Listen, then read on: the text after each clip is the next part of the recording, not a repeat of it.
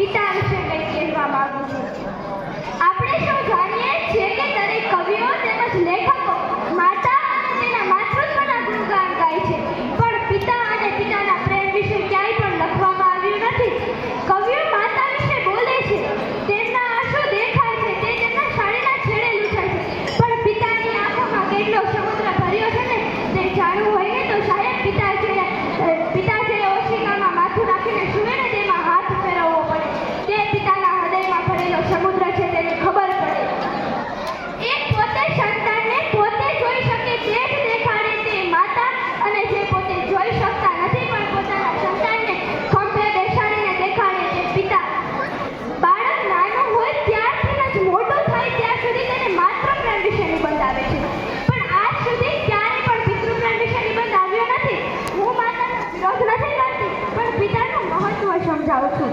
પિતા એટલે કે જેમ એક મકાનને ટકાવી રાખવા માટે મજબૂત પાયાની જરૂર પડે છે, તેમજ એક સુંદર પરિવારને ટકાવી રાખવા માટે પિતાની હાજરી જરૂર હોય છે. પિતાની હાજરી સૂરજ જેવી હોય છે. શું પિતાની હાજરી સૂરજ જેવી હોય છે? સૂરજ ગરમ જરૂર થાય છે, પણ એ ના હોય ને તો અંધકાર છવાઈ જાય છે. એ ના હોય ને તો અંધકાર છવાઈ જાય છે. એક કહેવત છે, ઘોડે ચડતો બાપ મળશે પણ છાણા વીણતી માં ના મળતી.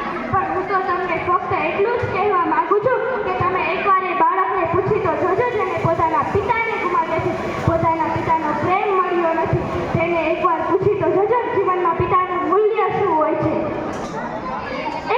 એક વાત છે, તું નાનો હતો, પાપા પગલી ભરતો, ભરતા ભરતા પડી જતો. ત્યારે મનમાં એક જ વિચાર થતો કે પપ્પા છે ને સ્કૂલે જવા માંડ્યો. છોડવા આવેલા પપ્પાને પાછો વળી ટાટા કહેતો. ત્યારે મનમાં એક જ વિચાર કરતો કે પપ્પા છે ને તું મોટો થયો, કોલેજમાં જવા લાગ્યો, મોજ મસ્તી કરતો.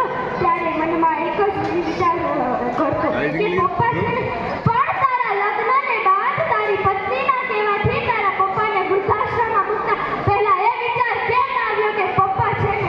બસ અહીં બેઠેલા તમામની મારી એક જ વિનંતી છે કે તમારા માતા કે પિતાને ક્યારે વૃદ્ધાશ્રમમાં ન મૂકતા. એ છે ને તો જ તમે છો. છતાં પણ તમારે જાણવું જોઈએ સાહેબ કે પપ્પા વગર તમારી ઓકાત શું છે.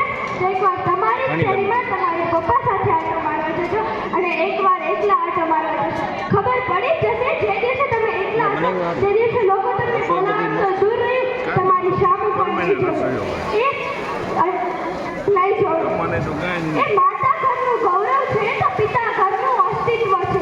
તે સમયનું ભોજન માતા બનાવી દેતી હોય ને તો જીવન